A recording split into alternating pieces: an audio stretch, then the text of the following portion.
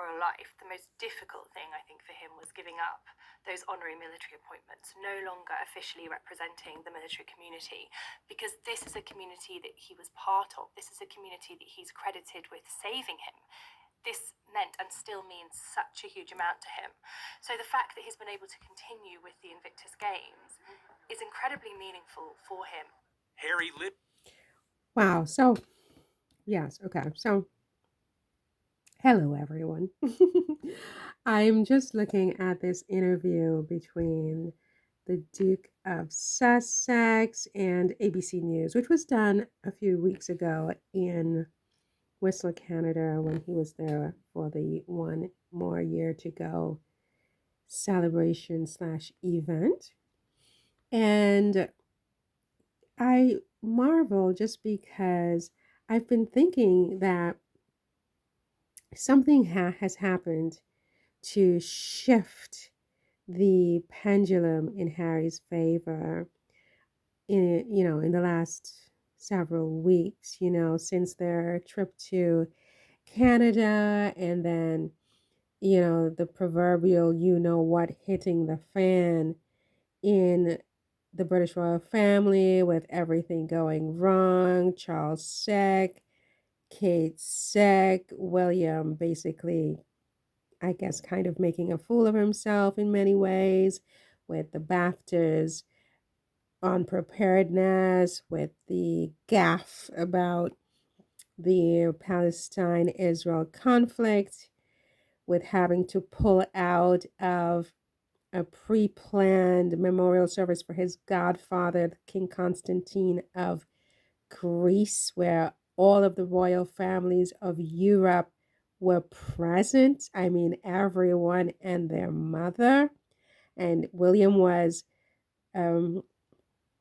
scheduled to speak at this event, and at the very last minute, he had to pull out for personal reasons. I mean, talk about the proverbial what hitting the fan. And I just feel like, with all of that going on, something has shifted. And I tried to trace back, well, what's shifted? And to me, what has shifted is, I mean, not just what's shifted, but when did this shift occur? I think it really started for some time, but it was visible after Canada, right? After the appearance that he made with his wife, the Duchess of Sussex, in Canada for the One More Year to Go Invictus, um, Winter Games in Canada. And it was such a successful PR, um, a PR event, the Whistler One Year to Go in Canada. I mean, I don't even see how the actual games themselves can top it, next year. But it was just hugely successful, and you began to see Harry's arch enemies coming out, actually praising him. People who for 5 years have been, advocating dropping Harry's child over the balcony, who have been calling Harry a traitor, who've been calling for Harry to be dispossessed of his titles, along with his wife, the Duchess of Sussex.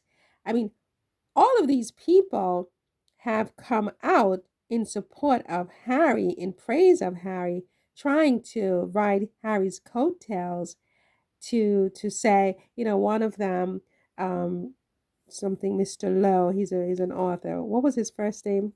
Is it Jonathan Lowe? Don't quote me. His last name is Lowe. Mr. Lowe, talking about how he was there when Harry first got the idea for the Invictus Games, when he was visiting America and he saw the Warrior Games in America. So he wants to be a part of it, because everybody loves a winner. As you know, everybody loves a winner.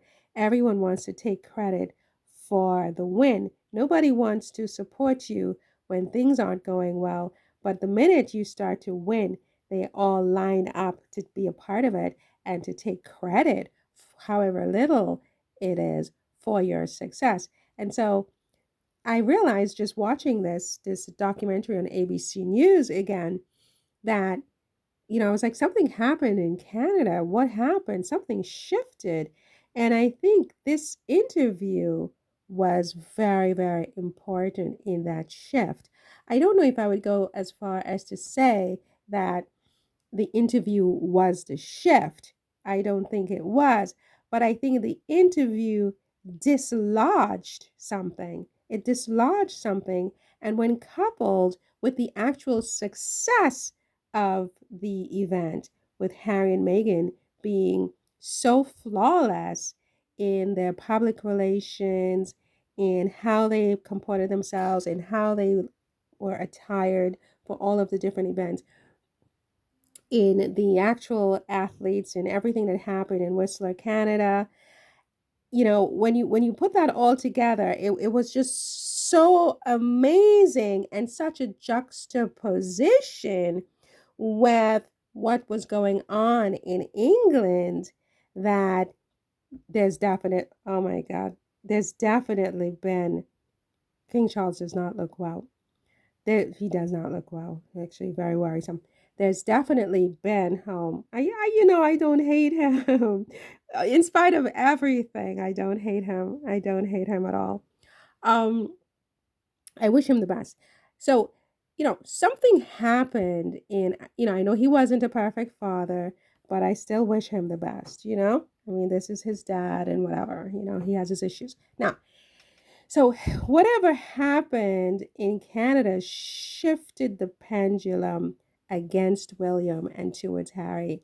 And things continue to unravel for William. I don't think we have seen the last of it, because when people like this start to talk about William being jealous of Harry, William's in trouble. And right after that, William called in sick from a major event for his godfather. Houston, we have a problem. William has a big problem. And I don't know how this is going to end up for William. They start talking about, oh, King Charles is working on his succession plans and he's keeping it secret from Harry. The fact that he even has to work on the succession plans when William was supposed to be the heir apparent is very telling. What does that even mean? What does that even mean? He's working on his succession plans. Is there an alternative plan from the one that has been in place for, constitutionally for centuries? Very, very interesting turn of events. And I would not be surprised by anything that happens. It's a very fascinating story, and I'll be staying on top of it, as much as I possibly can. I haven't stopped talking about it since Whistler. I'm supposed to be talking about Paris now, but I have to shift again back to the Duke and Duchess of Sussex and to the broader royal family for the moment, until I figure out what's really going on in this story and how, where we are. Are we at the ending? Are we at the beginning? Are we at the middle? I have no idea. But it's just very, very interesting. And as I said, I think there has been a definite shift in favor of Harry and his wife, the Duchess of Sussex, Meghan. And his mom is smiling down from heaven at him. She loves her little boys. She loves both her sons. But she loves her son Harry. She feels very sad, I think, about how things have gone. She's rooting for him. She's rooting for him and William to find a way back. But William has made it very clear that he wants nothing to do with his brother. How very short-sighted of William. That's a part of his own unraveling, because this was William's opportunity to show that he was the bigger person, to give the press an excuse to sing his praises about how big he was, to even welcome Harry back and shake Harry's hands after Harry, quote unquote, betrayed the family by telling everybody the truth of the fact that William, is not such a fabulous princely guy.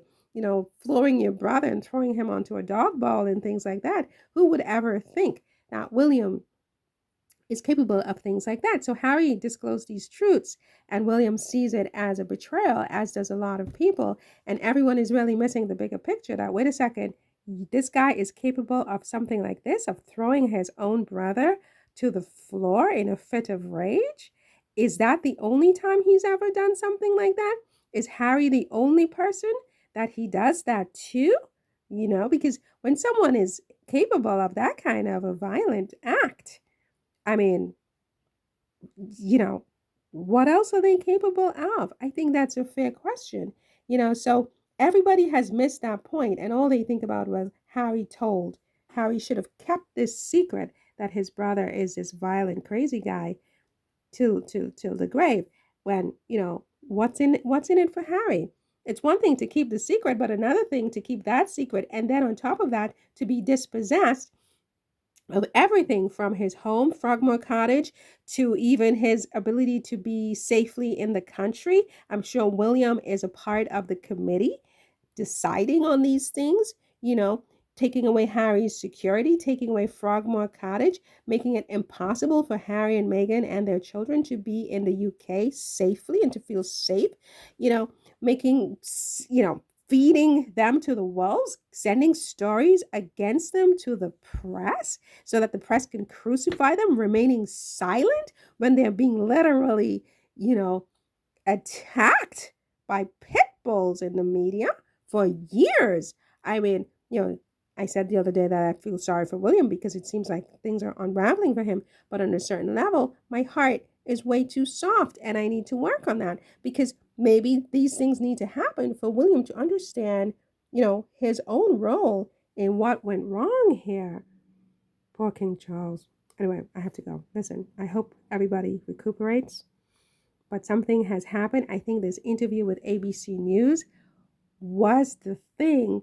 It's kind of like, imagine that there's a clogged drain, and you get the thing that you pump the drain, and you remove the clog, and then all of a sudden the water starts to flow. It's kind of like what I think this interview did. This interview dislodged something that was clogged. And it's going to be very interesting to see what happens from here going on. But anyway, look at them. I will see you in the next one. Okay, and yeah, take care. Bye.